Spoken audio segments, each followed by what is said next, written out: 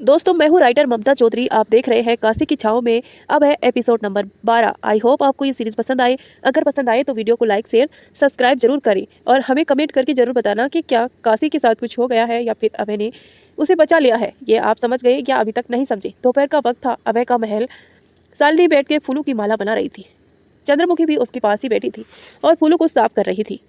ओ, तो माला बनाई जा रही है, ये कहते हुए मालिनी आकर सोफे पर बैठ गई। शालिनी ने बिना उसकी तरफ देखे कहा, हाँ क्या पता किसी को बहुत जल्द जरूरत पड़ जाए। हाँ ठीक कहा तुमने, ये कहकर मालिनी उठी के जाने लगे तो चंद्रमुखी ने अपना पैर अटका दिया, जिससे वो बुरी तरह से गिर गई।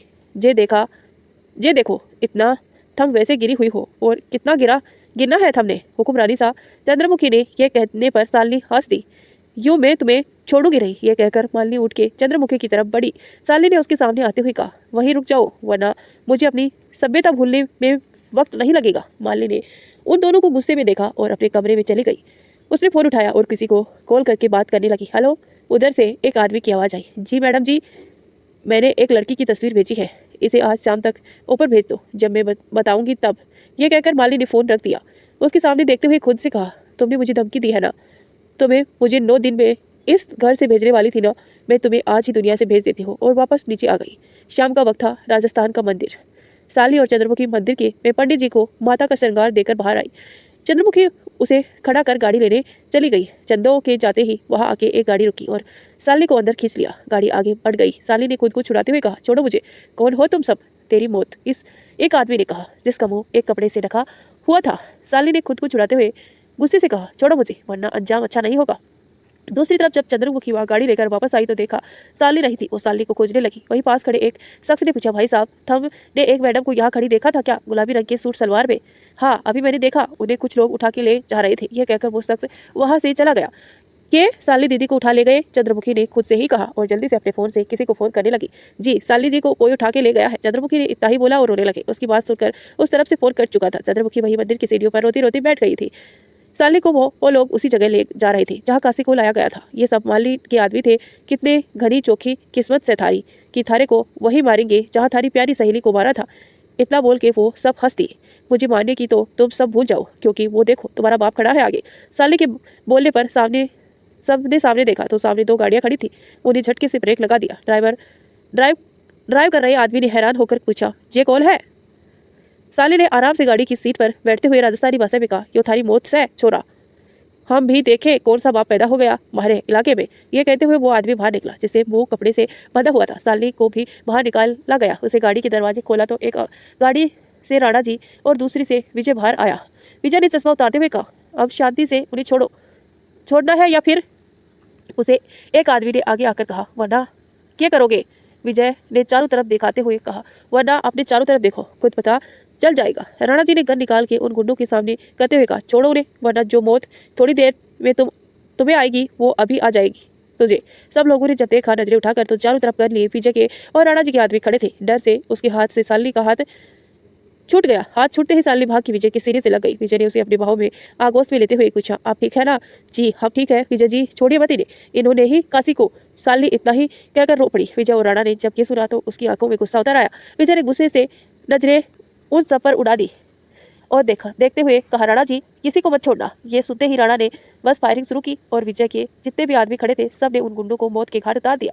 उन सबको मारने के बाद विजय और राणा साली को लेकर कार वहां से वापस लेकर चले आए। शाम 7 बजे राजस्थान मंदिर। चंद्रमुखी बैठी सीढ़ियों पर इंतजार कर रही थी कि तभी 2 गाड़ियां आकर उनके सामने रुकी। चंद्रमुखी गाड़ी में विजय को देखकर मुस्कुरा दी। साली बाहर निकल के गाड़ी से बाहर आई। राणा जी भी अपनी गाड़ी से बाहर आए और देखने लगे। मन्नू मालूम था कि कंवर सा थम कुछ ना होने देंगे साली मैडम को। ये कहते हुए चंद्रमुखी ने साली को गले से लगा लिया। साली ने नम आंखों से कहा, शुक्रिया चंदो इन्हें फ़ोन करने के लिए। अरे कैसी बात करती हो साली मैडम?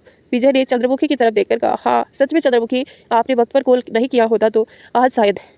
अरे थम शुभ बोलो कंवर सा, अभी तो बहुत लंबी लड़ाई लड़नी है। और फिर साली जी और आपकी शादी में मन्ने नाचनो भी तो है राणा जी के साथ। के राणा जी, मैं ठीक बोलूँ ना? यह कहकर चंदो ने राणा की तरफ देखा तो साली विजय हंस दिए। उनकी इस बात पर राणा ने उसे गुस्से से देखा। आप दोनों राणा जी के साथ आ जाइए, हम चलते हैं अभी। यह कहकर विजय वहां से निकल गया। उसके जाते ही अपनी गाड़ी में बैठकर और महल की ओर निकल गई। रात में जब सब लोग महल पहुंचे तो मालिनी हॉल में बैठी थी। उसकी नज़र जब सब पर गई तो वो हैरान होकर सबको देख रही थी। साली ने सोफे पर बैठते हुए मालिनी से पूछा, क्या हुआ? आप काफी हैरान परेशान सी नजर आ रही हैं। मालिनी ने घबराते हुए उसे देखकर कहा, तो यहाँ कैसे? चंद्रमुखी ने साली के पास खड़े होते हुए कहा, अरे वो क्या है ना, बहरूपिया मैडम जी, मारने वालों से बचाने वालों बड़ा होवा है, तुम शायद यो जानो ना। मालिनी गुस्से में जाने लगी तो साली ने पीछे से कहा, अरे जाते जाते ये सुनती जाओ कि आपके भाड़े के टट्टू कहाँ है। मुझे बहुत दुख के साथ कहना पड़ रहा है कि वो इस दुनिया में नहीं अब। ये सुनकर मालिनी गुस्से में अपने कमरे में चली गई। अब है महल आया तो साली बैठी कोई किताब पढ़ रही थी। क्या हो गया है साली साहिबा जी? ये कहते हुए वो अपने सामने एक नौकर को देखकर सोफे पर बैठ गया। साली ने किताब बगल में रखते हुए कहा, कुछ नहीं अबे जी, काशी नजर नहीं आ रही है। उसके ये पूछते ही मालिनी ने पीछे से कहा, यहाँ है हम। उसे देखकर साली ने मुंह बनाते हुए मन में कहा, नाम लिया शैतान हाजिर। काशी आप चाय हमारे कमरे में भेज दीजिए, हमें कुछ काम है तो हम चलते हैं। अभय ये बोलते हुए ऊपर चला गया। मालिनी ने नौकर से चाय बनाने का बोल के पूजा घर की तरफ आ गई। उसने किसी से फोन पर बात करते हुए कहा, हेलो, काम हुआ? पेपर बन गया या नहीं?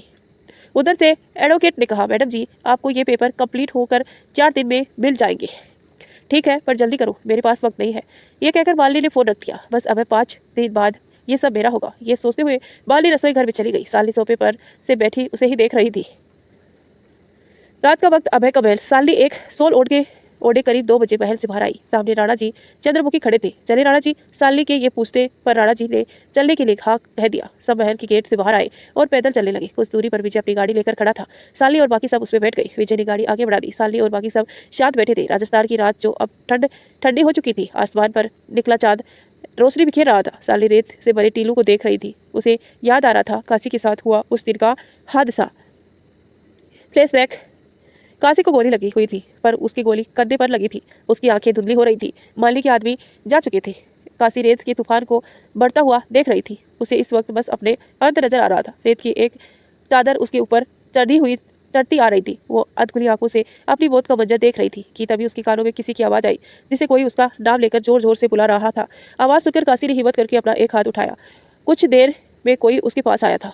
जब उस इंसान को उसे अपनी बंद हो रही आंखों से देखा तो वो और कोई नहीं बल्कि साली और राणा थे। चंद्रमुखी भी उसके साथ वही थी। तीनों ने उसे नीचे बैठकर रेत से बाहर निकाला। राणा जी ने काशी को जल्दी से अपनी बाहों में उठाते ले जाने लगा पर तूफान से रास्ता का पता नहीं चल पा रहा था। तब चंदो ने उन दोनों से कहा, राणा जी और साली जी तुम लोग हमारे पीछे चलो। ऐसे तूफान मनु बहुत देखे से तुम डरो को नहीं, बस हमारे पीछे चलते रहो। उसकी बात सुनकर उन दोनों ने वैसा ही किया। कुछ देर में तूफान को चीर के वो सब गाड़ी के पास पहुंचे। राणा ने काशी को गाड़ी में लिटा दिया।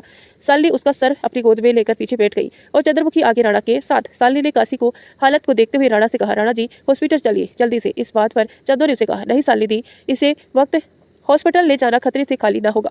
उसकी बात सहमत होकर राणा ने भी कहा, चंदो ठीक कह रही है साली जी, इसे इस वक्त वहां ले जाना इसकी जान को खतरे में डालना होगा, पर इन्हें इसे इलाज की सख्त जरूरत है। एक जगह है जहां इन्हें कोई नहीं खोज सकता। चंद्रमुखी ने ये कहने पर दोनों ने एक साथ उसे पूछा, कहा?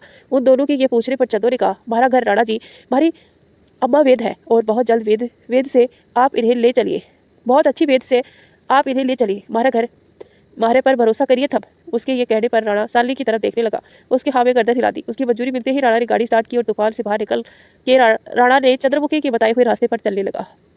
कुछ वक्त बाद वो लोग एक बाजारों की बस्ती पे पहुंचे जहां बहुत से छोटे छोटे घर थे। चंद्रमुखी गाड़ी से बाहर निकली और जोर से आवाज देते हुए बोली, अरे ओ लाखा हीरा, जल्दी यहाँ आओ जल्दी। उसकी आवाज़ सुनकर सब लोग बाहर आ गए और सामने से 2 लड़के भागते हुए आए कर उसके सामने खड़े हो गए और उसमें से एक लड़के ने उसे पूछा, क्या हो गया चंदो दीदी? तुम जब आती हो तब तूफान लेके की तरह ही आती हो। जय साहब की मदद करो और अब्बास के पास ले जाओ। यह कहते हुए चंदो आगे चली गई। चंद्रमुखी ने एक झोपड़ी के पास जाके आवाज़ दी, अम्मा और अम्मा, क्या हो गयो? ऐसे गला क्यों फाड़ रही है? यह कहते हुए एक बूढ़ी सी औरत ने झोपड़ी से बाहर कदम रखा। अम्मा देखो ला, इन्हें क्या हो गया है? इनकी जान बचा लो अम्मा। चंदो के ये कहने पर उसकी माँ की नज़र काशी पर गई। अंदर ले आओ इसे और आप सब यही रुको। चंदो अंदर आ मेरे साथ जल्दी। ये कहकर उसकी माँ अंदर झोपड़ी में चली गई। चंदो भी काशी के साथ अंदर आ गई। साली और राणा जी बाहर ही खड़े थे। लाखा ने चारपाई बिछाते हुए कहा, तुम लोग यहाँ बैठ जाओ, अम्मा सब संभाल लेगी। साली बैठ गई। उसकी आंखों में आंसू बह जा रहे थे। करीब 2 घंटे बाद अपनी के साथ चंदो बाहर निकली। चंदो की माँ ने उन दोनों को देखकर कहा, उनकी जान बच गई है, मैंने इलाज कर दिया है, पर अभी उन्हें यही रहने दीजिए। साली ने आंसू भरी नजरों से उन्हें देखते हुए कहा, हम मिल सकते हैं उनसे? अभी बेहोश है वो। पर मिल लीजिए, कुछ कहना मत। ये कहकर चंदो की माँ बाहर बैठकर चिलम फूकने लगी। शाम लाल होती जा रही थी। रेत में मिलता सूरज भी अब अपनी लालिमा को कम कर रहा था और उसके साथ खतरा भी कम हो गया था, पर खत्म नहीं हुआ था। सालनी अंदर आई। राणा जी के साथ देख काशी को बेहोश लेटी पड़ी थी। उसने उसे ऐसे हालात में देखा तो उसकी आंखों में आंसू आ गए। चंद्रमुखी ने भी आंखों में आंसू लिए कहा, संभालिए सालनी जी खुद को, अभी तो हुक्म रानी साहब के कातिल को उसके अंजाम तक पहुंचाना है। चलिए हेल्प, वरना उन्हें शक हो जाएगा। राणा जी ने के कहने पर सालनी जी चंदो के साथ बाहर आ गई। अम्मा, इनका ख्याल रखना, हम कल आवेंगे। ये कहकर चंदो सबके साथ आगे बढ़ गई। कुछ कदम आगे जाकर वो रुकी और लाखा को आवाज देकर बोली। लाखा उनके सामने खड़ा होते हुए बोली, जी चंदो दीदी, तुम दोनों अम्मा के साथ ही रहना और आप सब लोग आज आपकी हुक्मरानी साहब को जरूरत है। आप सब लोगों की आज आपकी हुक्मरानी साहब को जरूरत है, आप सबकी। उनकी जान खतरे में है तो आप सब से हमारा निवेदन सर की साथ दीजिए हमारा। चंदो के इतना कहते ही उसका सारा गांव एक साथ खड़ा हो गया। उसके साथ चंदो सबके साथ वहां से वापस निकल गई। गाड़ी आकर चंदो के गांव में रुकती तो सालनी अपने ख्यालों से बाहर आई। वो सब के गाड़ी से बाहर आए और सब चंदो के पीछे चल दी। चंदो सबके साथ उसी झोपड़ी के आगे आकर रुकी। उसने धीरे से अपनी माँ को आवाज़ दी, अम्मा, ओ अम्मा। उसकी आवाज़ सुनकर अम्मा ने दरवाजा खोला। सब अंदर आए तो अम्मा ने दरवाजा बंद कर दिया। सालनी ने देखा सामने काशी खाट पर लेटी हुई थी। सालनी उसके पास जाकर बैठ गई और उसके सर को हल्के हाथों से सहलाने लगी। उसकी छुरी से काशी की आँख खुली। उसने सबको अपने पास देखा तो मुस्कुरा दिए। उसे ठीक देखकर विजय ने उसे पूछा, कैसी हो प्रिंसेस? उसके पूछने पर काशी ने बस अपनी पलकें झपका दी। उसने पूछा, काशी, किसने किया ये सब, कुछ पता है तुम्हें?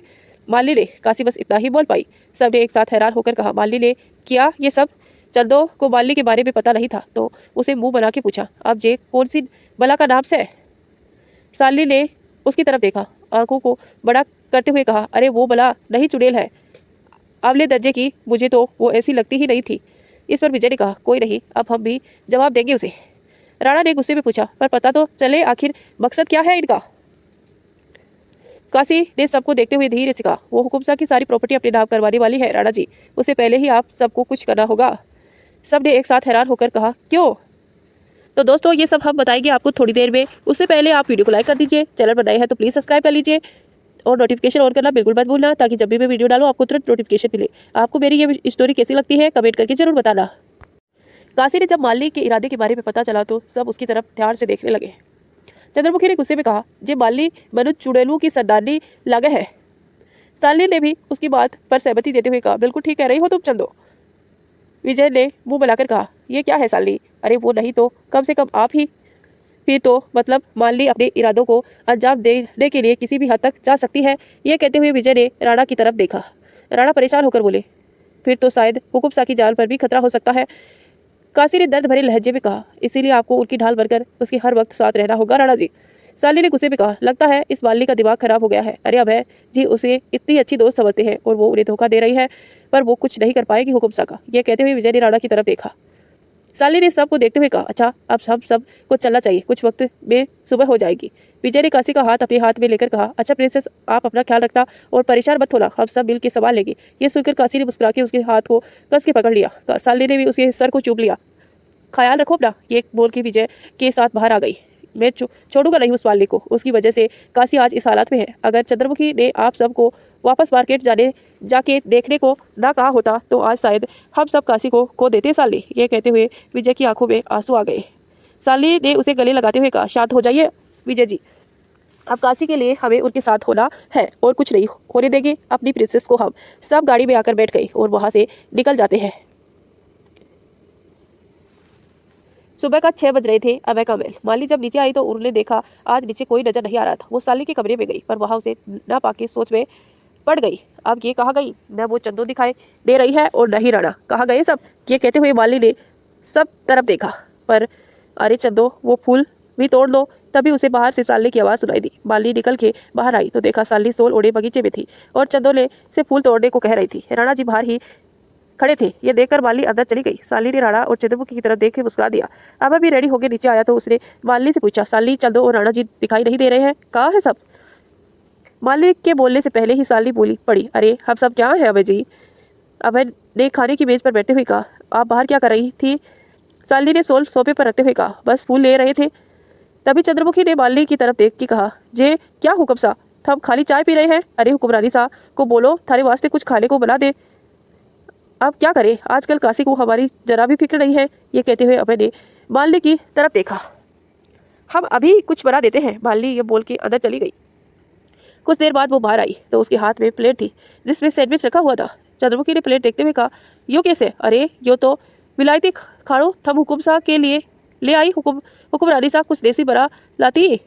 अरे कोई बात नहीं, चल दो, हम यही खा लेंगे। वैसे भी आज हमारी जरूरी मीटिंग है, हमें जाना है। ये कहकर अबे नाश्ता करने लगा। साली और चंद्रमुखी को बाल्टी घूर के गुस्से में देख रही थी। अबे नाश्ता करके चला गया। तुम तो 2 टके की नौकरानी और मेरे सामने जबान निकालोगी। ये कहते हुए वाली गुस्से में चंद्रमुखी की तरफ बढ़ी और उसमें हाथ उठा दिया, पर चंदो ने उसका हाथ पकड़कर बढ़ोतते हुए उसकी पीठ से लगा दिया। ऐसा करने से वाली बुरी तरह से कर्रा उठी। साली ये देखकर हैरान हो गई। मनु कमजोर को नहीं समझो, बहरूपिया मैं राजस्थान की पक्की मिट्टी की पैदाइश हूँ। यो जो थारे नाजुक से हाथ है ना, यो संभाल के रख ले, वरना ये पतो खाले के लाले पड़ जाए था। चंद्रमुखी ने ये बोल के माली को धक्का देके छोड़ दिया। चलो साली मैडम जी। चंदो के कहने पर साली मुस्कुरा के उसके साथ चली गई। माली गुस्से में उठी और अपने फ़ोन निकाल के किसी को फ़ोन करके बोली, मुझे इस महल में आदमी चाहिए मेरे लिए, आप भेजो जल्दी से। ये कहकर वो उसे कॉल कट कर दिया। बहुत हो गया साली और चंद्रमुखी, अब मैं खुले से सामने से वार करूंगी। ये कहकर माली अपने कमरे की तरफ चली गई। अब ऑफिस आया और अपने केबिन में आकर बैठ गया। वो अपना सर चेयर पर लगा के बैठा हुआ था। तभी उसका फ़ोन बजा। उसे फ़ोन उठा के देखा, उसे आदमी का था। अब मैंने फ़ोन उठा के कहा, जी बोलिए, क्या समाचार है? उधर से उस आदमी ने कहा, सर सब ठीक है यहाँ पर, और अभी तक तो कोई नहीं आया। शायद वो लोग जो देखे वही सच समझ बैठे हैं। मैंने वैसे ही आंख बंद किए हुए कहा, ठीक है, आप सब अपना काम पूरी तरह चौकन्ने होके करो, इस बार कोई चूक ना हो। जी सर। ये बोलकर उस आदमी ने फ़ोन कट कर दिया। अब मैंने आँख खोली और सर चेयर से लगाकर अपने मेज पर रखी काशी की तस्वीर उठा के उसे देखने लगा। बहुत जल्द वो इंसान सामने होगा जो ये सब कर रहा है। काशी। ये कहकर अब मैंने काशी की तस्वीर को अपनी सीने से लगा लिया। शाम का वक्त, चंद्रमुखी का गाँव। काशी घाट पर लेटी हुई थी। काशी घाट पर लेटी हुई थी तभी लाखा अपने साथ कुछ लेकर आया और उसे देते हुए बोला, कैसी हो काशी दीदी आप अब? काशी ने धीरे से मुस्कुरा के कहा, अब ठीक है लाखा, देखो हम आपके लिए गर्मा गर्म जलेबी लाए हैं, वो भी हमने खुद बनाई है। ये कहकर लाखा ने अपने साथ लाई जलेबियाँ उसे दिखाने लगा। लाखा को जलेबी दिखा ही रहा था कि पीछे से हीरा ने आकर कहा, हाँ दीदी बनाई तो है, पर सब जली हुई, तब हमें बनाना पड़ा। और ये कहते हुए उसने लाखा के सर पर एक चपत मारी। ये सुनकर काशी मुस्कुरा दी। अम्मा ने काशी को सारा देकर उठाया और बैठते हुए कहा, अरे जे तो पैदा ही बर्बाद करने वास्ते हुआ है उसे। यह कहते पर काशी बोली, अरे अम्मा ऐसे क्यों बोल रही हो? अरे बिटिया तो मेरा सह यो जो लाखा है ना, यो तो कभी कोई काम सही को नहीं करता, ये सारा काम उल्टा ही करता है। ये कहते हुए अम्मा नीचे बैठ गई। अम्मा की बात सुनकर लाखा उसे बोला, अच्छा अम्मा बड़ी तारीफ कर रही हो थम मारी, कब से, अब बस भी करो थम। लो दीदी खा के बताओ कैसी है। यह कहते हुए हीरा ने जलेबी आगे कर दी, पर जैसे ही काशी ने हाथ बढ़ाया तो अपने हाथ में दर्द का एहसास हुआ। वो कर्रा गई। अरे बिटिया ठहरो थम, मैं खिला देती हूँ। ये कहकर अम्मा ने एक जलेबी बढ़ा दी काशी की तरफ। ये देखकर काशी की आंखें नम हो गई। क्या होगा छोरी, थारे आंखों में आंसू? अम्मा के कहा तो लाखा और हीरा ही देखने लगी। काशी ने नम आंखों से कहा, कुछ नहीं, माँ की याद आ गई। उन्हें कभी देखा तो नहीं, पर होती तो आप जैसी होती शायद, तो थम मनु ही अपनी अम्मा मान लो। अम्मा की बात सुनकर काशी नम आंखों से मुस्कुरा दी। अम्मा ने उसे जलेबी खिलाई तो काशी ने कहा, बहुत अच्छी बनी है। सच में लाखा और हीरा ने यह सुनकर खुश होते हुए कहा, काशी का वहाँ के लोगों के साथ इन 2 दिनों में भी बहुत अच्छा रिश्ता बन गया था। रात का वक्त, अबे महल आया तो बाहर नए चेहरे देख के मुस्कुरा दिया। वो अंदर आया तो साली कुछ काम कर रही थी। अबे अपने कमरे में चला गया। उसका दरवाजा बंद किया और खोल कर किसी से बात करने लगा। बाहर आदमी को बोल के सिविल ड्रेस में पहरा दे, बाहर आदमियों को बोलो सिविल ड्रेस में पहरा दे और ऐसे ही कोई पहचान न पाए। यह कहकर उसे फ़ोन रख दिया। अबे ने कोट उतारते हुए कहा, बहुत गलत खेल शुरू कर दिया तुमने, और बहुत गलत इंसान के साथ। वो चेंज करके नीचे आया तो साली, राणा जी और चंद्रमुखी नहीं दिखी उसे। वो सब को खोजने लगा। सब लोग लाइब्रेरी में थे। साली ने राणा से कहा, राणा जी अब क्या करें, इस माली के ने तो अपने आदमी को यहाँ लगा दिया है और अभय जी भी कुछ नहीं बोल रहे हैं। क्यों? राणा ने सोचते हुए कहा, क्योंकि उन्हें पता चल गया है, पर वो चुप क्यों है ये हमें भी समझ नहीं आ रहा है। कोई बहुत बड़ी बात है साली जी, वरना हुकुम सा ऐसे साथ नहीं रहते हैं। ये सुनते हुए साली ने परेशान होते हुए कहा, अब काशी को देखने भी नहीं जा सकते। तुम खामोश खड़ी चंदोरी का। तभी खामोश खड़ी चंदोरी का, अरे बिल्ला वास्ते हम लोग ना जा सके, पर कंवर सा तो जा ही सके हैं और हम यहाँ उन्हें देख लेंगे। साली ने आंखों को बड़ी करके कहा, वाह चंदो क्या दिमाग है तुम्हारा। उसने जल्दी विजय को फ़ोन लगा दिया। हेलो विजय जी, कहाँ है आप? अभी तो हम निकल रहे हैं यहाँ से, आप यहाँ मत आइए। आज माली ने अपने गुंडे यहाँ लगा दिए हैं, आप आज जाकर अकेले काशी को देख आइए, हम सब आपको वीडियो कॉल करके बात कर लेंगे। ठीक है, आप सब अपना ख्याल रखना, मैं जाके बताता हूँ। ये कहते हुए विजय गाड़ी पे बैठ गया और फ़ोन कट कर दिया। विजय से बात कर साली ने राणा से कहा, राणा जी आप एक काम करिए, आप प्रॉपर्टी के पेपर बनवा कर लाइए जिसमें सब कुछ काशी के नाम पर हो जाए, और शादी का ऑफिशियल सर्टिफिकेट भी अभय जी और काशी का। जब लड़ रहे जंग तो अच्छे से लड़े, क्यों डर के लड़े। जी ठीक है साली जी। राणा ने ये वक्त और सब के साथ लाइब्रेरी से बाहर निकल आया। माली ने उन सब को लाइब्रेरी से बाहर निकलते हुए देख लिया था। कुछ तो है जो ये सब मुझसे छुपा रहे हैं, पर क्या पता करना पड़ेगा। यह कहकर मालिनी भी वहाँ से चली गई। एक आदमी अंधेरे से कमरे में बैठा किसी से फ़ोन पर बात कर रहा था। छोरी का पता चला कुछ या नहीं, वो सच में ऊपर गई या नहीं। पोल क्रू दूसरी तरफ से किसी ने बोला, नहीं सर वो जिंदा है, उसकी दोस्त और राणा जी ने उसे बचा लिया है। पता था ये छोरी हमारा प्लान बर्बाद कर देगी। अपने गुस्से में आके, ठीक से ये छोरी पता लगाओ थमने। कित से ये छोरी पता लगाया थमने। जी सर, वो एक बंजारों के गांव में है। एक सुन उस आदमी ने गुस्से में कहा, तो के मुहूर्त लिखवाने की सोच रहा है, जाकर खत्म कर उसे। सरावत जी अभी वहाँ बहुत पहरा है, थोड़ा वक्त दीजिए, हम कर देंगे आपका काम। ठीक है, पर जल्दी, हमारे पास वक्त कौड़ी है। यह कहकर सरावत ने फोन रख दिया। उसने गुस्से में कहा, बहुत जल्द तू तड़प रहा होगा अभय प्रताप सिंह, तूने मारे को कमजोर समझ लिया, अब पता चलेगा तूने। तो दोस्तों, क्या काशी पर फिर से अटैक होएगा या अभय उसे बचा लेगा, ये सब जानेंगे हम थोड़ी देर में। उससे पहले आप वीडियो को लाइक कर दीजिए, चैनल को सब्सक्राइब करके नोटिफिकेशन ऑल कर लीजिए, और कमेंट करके जरूर बताना अभय और काशी की ये स्टोरी आपको कैसी लगती है। रात का वक्त, चंद्रमुखी का गांव। विजय अम्मा की झोपड़ी के आगे आकर खड़ा होकर अपनी नजरें उठा के चारों तरफ देखकर उसे धीरे से कहा, अम्मा, ओ अम्मा आई। ये कहते हुए अम्मा ने उठ के दरवाजा खोला। विजय अंदर आया और दरवाजा बंद करते हुए पूछा, कैसी है अब अम्मा। सब ठीक है बेटा। ये कहते हुए अम्मा ने अंदर आ गई। विजय अंदर आया तो देखा काशी लेटी हुई थी। उसे देखकर काशी उठते हुए बोली, कंवर साहब आप आए। विजय उसके पास आते हुए बोला, अरे आप लेटी रही प्रिंसेस, साली नहीं आई। विजय ने काशी को उठा के बैठाते हुए कहा, मालिनी ने महल में अपने गुंडे तैनात कर दिए हैं आज। काशी उसकी तरफ हैरानी से देखकर बोली, क्या। हाँ, काशी मालिनी ने पूरे महल में अपने गुंडे तैनात कर दिए हैं और वो सब हर वक्त नजरें रखे हुए हैं। कहते हुए विजय ने सालिनी को फ़ोन किया। उधर से सालिनी ने फ़ोन उठाकर कहा, हेलो विजय जी। जी साली, हम पहुंच गई, रुको मैं वीडियो कॉल करता हूँ। ये कहकर विजय ने कॉल वीडियो कर दिया। साली ने काशी को देख के पूछा, काशी ठीक हो तुम। हाँ साली, पर ये क्या सुन रहे हैं हम कि मालिनी ने महल में गुंडे रख लिए। अरे वो तो है ही चुड़ैल, पर तुम फिक्र मत करो, हमने भी बनारस में बैठ के सिर्फ कंचे ही नहीं खेले थे। साली के ये कहते ही विजय ने आंखें बड़ी कर ली और उसे कहा, तुम कंचे में खेलती थी साली। साली ने मुस्कुराकर कहा, हाँ, अब आपकी तरह हम शाही खानदान में पैदा नहीं हुए हैं विजय जी, नॉर्मल लड़की हूँ मैं बनारस की, वहाँ का तो बच्चा बच्चा कंचा खेलता है। उसकी बातों पर काशी और अम्मा मुस्कुरा दिए। विजय ने आंखें बड़ी करके कहा, पर यहाँ नहीं चलेगा समझी आपका। उन दोनों को ऐसे बहस करते हुए देखकर चंद्रमुखी ने कहा, यो के कंचे गिल्ली डंडे लेकर बैठ गए थम, दोनों काम की बात कर लो। चंद्रमुखी ने सोचते हुए कहा, मनु यो बात समझ नहीं आ रही है कि यो हुकुम सा कोड़ी कुछ कर रहे सै, यह हुकुम सा क्यों कोड़ी कुछ कर रहे सै। विजय ने सोचते हुए कहा, यही बात तो मैं भी सोच रहा हूँ कि आखिर हुकुम सा चुप कैसे है, उन्हें कुछ पता क्यों नहीं चला। तभी राणा ने कहा, उन्हें सब पता है कंवर साहब, पर वो चुप है, उसके पीछे बहुत बड़ी वजह है, कुछ तो है जो हम नहीं देख पा रहे हैं, पर हुकुम साहब को नजर आ रहा है। हम ये तो मैं भी सोच रही हूँ राणा, उन्हें पता सब है कि, और ये भी कि मैं इस वक्त कहाँ हूँ, किस हाल में हूँ। काशी के ये कहने पर सब उन्हें देखने लगे। विजय ने उसे देखकर कहा, मतलब वो जानते हैं कि इस वक्त आप कहाँ हो और ये भी किस हाल में है, मतलब फिर उन्होंने आपकी सुरक्षा के लिए भी कुछ किया होगा। उनके ये कहने पर काशी बस मुस्कुरा दी। फिर विजय ने उसे कहा, चलो अब जब तुम पर उसकी नज़र है तो हम थोड़ा टेंशन फ्री हो गए, पर हम ये पता लगाने की कोशिश करते हैं कि आखिर बात क्या है जो हुकुम सा खामोश है। कुछ देर सब ने बात की और फिर विजय वहाँ से निकल गया। कुछ दिनों तक सब लोग शांत रहे। साली, चंद्रमुखी, राणा जी प्रॉपर्टी के पेपर बनाने में लगे रहे। दूसरी तरफ पाली ने प्रॉपर्टी के पेपर पर कोरियर से अभय से साइन करवा लिए। अभय अलग ही कुछ कर रहा था जिसकी खबर किसी को नहीं थी। काशी भी ठीक हो रही थी और उस गांव में उसका एक रिश्ता बन गया था। अम्मा उसे बहुत प्यार करती थी, लाखर हीरा हर वक्त उसके साथ रहते थे।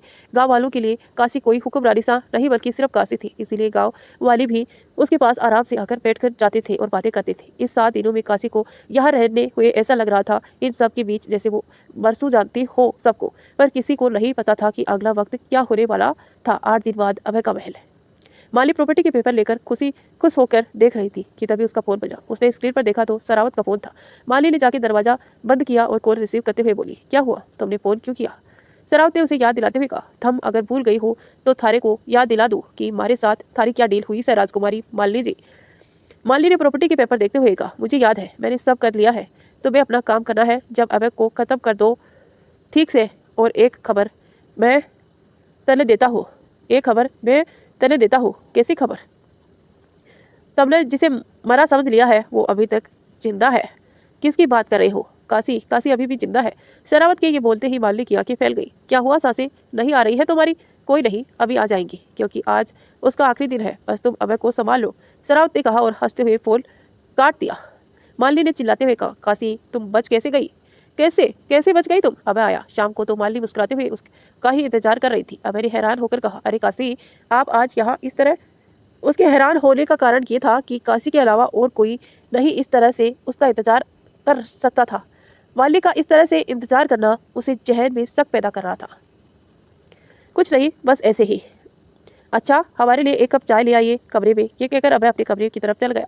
माली किचन में गई, चाय बना के उसे कप में निकाली और उसे एक गोली डाल दी। चाय लेके वो कमरे में आई तो अभय फाइल देख रहा था। उसने जैसे माली को देखा तो उसे बोला, आप आ गई, दीजिए।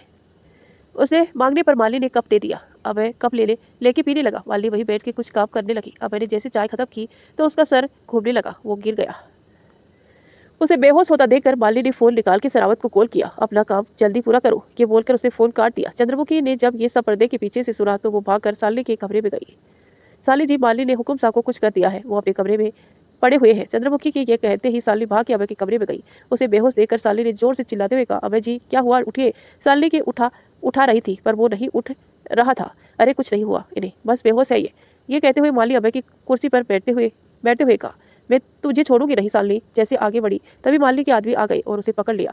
साली ने उसे मारने आगे बढ़ी, लेकिन तभी उसके आदमी ने उसे बहुत कसकर पकड़ रखा था। वो 20 छटपटा रही थी। साली को ऐसे छटपटाते देखकर माली ने उसे कहा, अरे रुक जाओ साली, अब तुम भी बैठ के काशी की मौत की खबर सुनो, जो बस कुछ देर में आती होगी। ले जाओ इन सबको यहाँ से और कमरे में बंद कर दो। अरे अगर काशी को कुछ भी हुआ तो तुम बचोगी नहीं मालिनी, ये समझ लेना। साली ने जाते हुए चिल्ला के बोला। मालिनी के आदमी उन दोनों को साली के कमरे में बंद करके चले गए। साली का कई बार दरवाजा जोर जोर से मारकर सब पर चिल्ला रही थी। सब के जाने के बाद साली ने परेशान हो गई। अब क्या करे, मेरा फोन कहाँ है, ये कहकर फोन खोजने लगी पर वहाँ कहीं फोन नहीं था। जब उसका फोन उसे नहीं मिला तो उसे सर पर हाथ रखते हुए कहा, अब क्या करें, विजय राणा जी भी इस वक्त यहाँ नहीं है, महादेव रक्षा करिए। अब महादेव के साथ हम सबने भी कुछ करना होगा। सालिनी जी रुकिए, ये कहते हुए चंद्रमुखी ने फोन निकालकर अपनी कमर से और फोन करते हुए कहा, लाखा कित से तू? जी दीदी, हम तो गाँव में ही है। सुन, हमारी बात ध्यान से सुन। हुक्मरानी सा की जान खतरे में है तो पूरे गांव से बोल कि उनकी रक्षा करें, और तुम सब हुक्मरानी सा को अकेला मत छोड़ना, हम लोग भी आ रहे हैं। ठीक सा दीदी, ये कहकर लाखा ने फोन रख दिया। चंद्रमुखी के फोन रखते ही साली ने उसे कहा, पर हम यहाँ से निकलेंगे कैसे? ऐसे ये कहते हुए चंद्रमुखी ने खिड़की को खोल दिया जो पीछे बगीचे में खुलती थी। ये देखकर सालिनी के चेहरे पर मुस्कान आ गई। उसने जल्दी से अलमारी की तरफ जाते हुए कहा, रुको जरा कुछ ले हम। उसके अपना बैग लिया और दोनों खिड़की से कूद के बाहर आए और वो दोनों बगीचे में छुप कर गाड़ी तक आ गई। गाड़ी में बैठकर वहां से निकल गई। जब मालिनी ने के आदमी ने देखा तो भाग के उनके रोकना चाहा, पर सालिनी ने उसे ठोक दिया और गाड़ी लेकर निकल गई। उसका एक आदमी भाग के मालिनी के पास गया। मैडम, वो दोनों भाग गई। ये सुनते ही मालिनी ने उसे एक थप्पड़ मारते हुए गुस्से में उसकी कॉलर पकड़ के कहा, तुम लोग क्या कर रहे थे? कोई नहीं, आज तो काशी को मरना ही होगा। ये कहते हुए माली ने उसकी कॉलर छोड़ दी। दूसरी तरफ लाखा पूरे गांव वालों को इकट्ठा करके काशी पर आ रहे खतरे की बात कर रहा था। आप सबको आज हुक्मरानी साहब के लिए अपनी वफादारी को साबित करना है। उसके कहने पर पूरे गांव एक हो गया था। आप सब कुछ नहीं करेंगे? काशी की आवाज़ सुनकर सबने पीछे मुड़ के देखा। काशी आके चबूतरे पर बैठ गई और सबकी तरफ देखकर बोली, हाँ, आज आप सब लोग कुछ नहीं करेंगे, क्योंकि ये लड़ाई अब मेरी है और इसे मैं लड़ूंगी खुद। ये सुनकर वहाँ खड़ा हीरा ने कहा, वाह दीदी, आज आपने एक बार में ही हमें पराया कर दिया हम सबको। ऐसी बात नहीं है हीरा, पर मैं अपने लिए आप सबकी जान को खतरे में नहीं डाल सकती हूँ। काशी के ये कहने पर लाखा ने उसे कहा, कुछ नहीं होगा, हमें देंगे हम न आपको न अपने गांव को। काशी ने सबकी तरफ देखकर सबकी आंखों में एक विश्वास था। ठीक है, काशी ने यह कहा कि तभी वहाँ एक जोर का धमाका हुआ। सब ने मुड़ के देखा कि 3-4 गाड़ियाँ आ रही थी।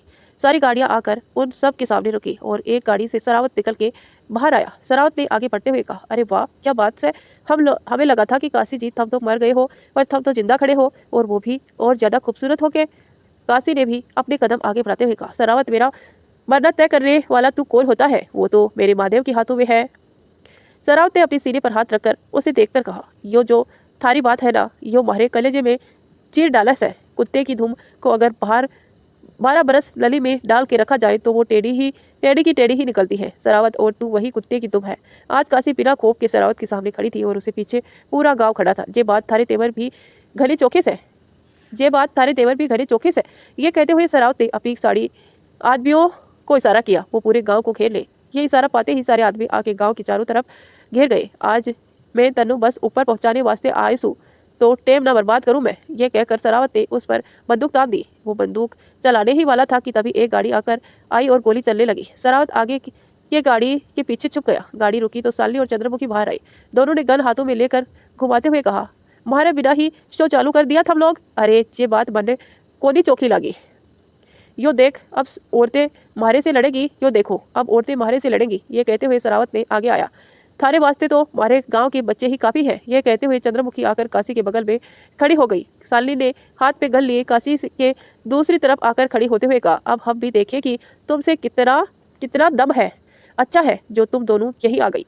अब तुम दोनों को भी यही मार के दफना देंगे, पर पहले इस गांव वालों को खत्म करूंगा तेरी आंखों के सामने। ये बोलकर सरावत ने अपने आदमी को इशारा किया, पर कोई फायरिंग नहीं करता। ये देखकर उसके वापस गुस्से में चिल्लाकर बोला, ये हो गए हो, गोली चलाओ। कोई गोली नहीं चलाएगा, जानते हो क्यों? ये मैं बताती हूँ। ये कहकर काशी ने ताली बजाई तो सरावत के सारे आदमी एक एक करके गिर गए। बस जो उसके पीछे खड़े थे वही बचे। ये देखकर वो हैरान हो गया। क्या हुआ? हैरान हो? एक औरत ने कैसे किया? तुम भूल गए सरावत की औरत का दूसरा नाम ही महाकाली है। ये कहते हुए काशी ने उसे एक जोर की लात मारी, जिससे सरावत जाके जमीन पर गिर गया। उसकी आंखों में इस वक्त खौफ था। सरावत के आदमी को आकर अभय के आदमी ने घेर लिया और उसमें से कुछ आके काशी के पीछे खड़े हो गए। काशी ने हाथ आगे किया तो अभय के एक आदमी ने उसके हाथों पर बंदूक दे दी। गांव वाले खड़े सब देख रहे थे। सालानी और चंद्रमुखी भी अभय के आदमियों को देखकर हैरान थी। काशी ने सरावत को उठा के मारते हुए कहा, यही खौफ जो इस वक्त तेरी आंखों में है मैं देखना चाहती थी। मैंने हर बार हुकुम शाह को रोका कि तेरे गंदे खून से उसके हाथ न रंगे, पर साए तुम्हारी मौत हमारे हाथ लिखी थी। ये कहते हुए वो उसे मारने जा रही थी। काशी के बाल खुले हुए थे जो हवा में उड़े जा रहे थे। उसकी आंखों में गुस्से से तपतपा रहा था। आज सच में वो महाकाली का रूप लग रही थी। सरावत की आंखों में सिर्फ खौफ था। सूरज पूरा लाल था, शाम हो रही थी, पर काशी का गुस्सा जैसे आज कुछ अलग ही रूप ले रहा था। काशी ने उसका कॉलर पकड़कर उठाते हुए कहा, हमें लगा तुम सुधर जाओगे, पर हम गलत थे। तुम किसी के माफी के लायक नहीं हो। वो उसे मारते हुए गांव के मंदिर के सीढ़ियों पर ले आई। सरावत खून से लथपथ हो गया था। उसे आज काशी में अपना अंत दिख रहा था। जब तुमने एक औरत की मर्यादा को भंग करना चाहा, तभी तुम्हें मार देना चाहिए था। काशी उसे मारते हुए सीढ़ियों चढ़ा रही थी। पूरा गांव खड़ा बस देख रहा था। चंद्रमुखी सालनी भी काशी का ये रूप देखकर हैरान थे। अम्मा खड़ी काशी के क्रोध को देख रही थी। तभी सरावत काशी को धक्का देकर मंदिर के अंदर आया और दुर्गा माँ की तलवार निकालकर उसे सामने कर दी। उसने उसे देखते हुए लड़खड़ाती जबान से कहा, मेरी मौत तो तेरे हाथों से ही लिखी है काशी। मेरी मौत तो तेरे हाथों से ही लिखी है काशी। काशी ने मैं अभय को वो दर्द देना चाहता हूँ जिसकी दवा कभी नहीं हो। अम्मा ने लाखा से शंख मांगा और उसे बजा दिया। सूरज डूबने वाला था। यह शंख बजने का मतलब था कि जो युद्ध शुरू हुआ है उसे खत्म करने का वक्त आ गया है। काशी ने जब शंख की आवाज़ सुनी तो बंदूक फेंक दिया। सरावत जैसे उसकी तरफ तलवार लेकर बढ़ा तो काशी हट गई और त्रिशूल निकाल के उसने सीने में उतार दिया। यह एक स्त्री को अपने भोग की वस्तु समझने के लिए। यह कहते हुए सालनी ने त्रिशूल उसके सीने में निकाल दिया। यह हुकुम शाह को अनाथ करने के लिए, उसे उसका सब कुछ छीनने के लिए। ये कहते हुए उसे दूसरी बार त्रिशूल सरावत के सीने में उतार दिया। सरावत मर चुका था। काशी ने सर उठा के देखा तो सूरज डूब गया था। वो सीढ़ियों से नीचे उतरी तो सब उसे उसके ऊपर से लेकर नीचे तक खून से देख कर डर गए। अम्मा ने आखिरी शंख नाद किया और काशी के पास आई। अम्मा ने काशी के खून से भरे चेहरे को पकड़ा और कहा, आज एक औरत ने खुद की शक्ति को पहचाना है मेरी बच्ची। अम्मा ये हिम्मत मैं खोने नहीं दूंगी। अब ये हिम्मत मैं खोने नहीं दूंगी अम्मा। ये कहते हुए काशी मुस्कुरा दी। साली ने काशी के पास आकर पूछा, काशी तुम ठीक हो ना? काशी ने गुस्से में कहा, हाँ साली हम ठीक है, पर अब ये सब जो भी मालिनी ने शुरू किया है वो कल खत्म होगा। वो ये बोल ही राड थी कि तभी सरावत का फोन बजा कि जो गिर गया था। काशी ने फ़ोन उठाया तो उधर से मालिनी की आवाज़ थी। वो पूछ रही थी क्या हुआ, वो मरी या नहीं। अभय को भी होश आ गया है। मालिनी जी, आपको ये जान की खुशी नहीं होगी पर सरावत अब इस दुनिया में नहीं है। अभी अभी वो मर गए हमारे हाथों से, और इंतजार करिए, कल हम वापस आ रहे हैं अपने महल अपने हुकुमजा के पास। ये कहकर काशी ने फ़ोन कट कर दिया। मालिनी ने जब ये सुना तो उसके होश उड़ गए। वो परेशान हो गई, उसके माथे पर पसीने आने लगे। अम्मा ने लाखा से कहा कि पानी मंगवाया। लाखा और हीरा ने लाके घड़े दे दिया। उसने काशी को बैठा के उसे घड़े के पानी से स्नान कराया। काशी के चेहरे से धूल से सारा खून बह रहा था। उसके शरीर से जब सारा खून साफ हुआ तो कुशल उसके सामने एक थाल लिए खड़ा था। काशी ने थाल ली और झोपड़ी में गई। सब उसका इंतजार कर रहे थे। जब काशी बाहर आई तो उसे देखा कि सारे गांव सर झुका के नीचे बैठ गया। अम्मा भी सर झुकाए बैठी थी। साली ये देखकर हैरान थी। काशी ने आगे बढ़ के अम्मा को उठाते हुए कहा, माँ कभी कभी अपनी बेटी के सामने झुकती नहीं है माँ, वो तो उसकी ढाल होती है और आप सब भी वो तो उसकी ढाल बनकर रहती है, समझी अम्मा, और आप सब भी उठ जाइए, हम आज भी आप सबके लिए सिर्फ काशी हैं। ये कहते हुए काशी का गुस्सा अब शांत था। उसने कुशल से बोल के राणा जी को फ़ोन करने को कहा। राणा ने अननोन नंबर देखा तो जल्दी से फ़ोन उठाते हुए कहा, हेलो कौन है। खम्मा गढ़ी राणा जी, मैं कुशल बोल रहा हूँ। हुक्मरानी साहब बात करना चाहती हैं आपसे। राणा जी ने जैसे कुशल की आवाज़ सुनी तो हैरान हो गया। कुशल अभय के खास लोगों में से एक था। राणा जी के बाद अभय उसी पे भरोसा करता था। काशी ने राणा के इस बार रोबदार आवाज़ में कहा, राणा जी हम बोल रहे हैं, आप जल्दी महल पहुँचिए और विजय जी को यहाँ भेज दीजिए। और अगर हुकुम सा पूछे कि सालनी और चंद्रमुखी कहाँ है तो बोल दे ए ना कि सालनी जी विजय जी के साथ है और कल आएंगी, और चंदो भी गई है, बाकी बातें हम बाद में बताएंगे, और हमारे महल को सजा दो राणा जी, हम कल आ रहे हैं वापस। और ये कहकर उसे फ़ोन रख दिया। तो दोस्तों इसी के साथ हम इस स्टोरी को यही एंड कर रहे हैं। मिलते हैं नेक्स्ट पार्ट पे। कैसी होगी काशी की ये एंट्री, ये जानने के लिए आप वीडियो को लाइक करें और चैनल को सब्सक्राइब करें और नेक्स्ट पार्ट का इंतजार करें। धन्यवाद दोस्तों यहाँ तक बने रहने के लिए। मिलते हैं नेक्स्ट पार्ट में।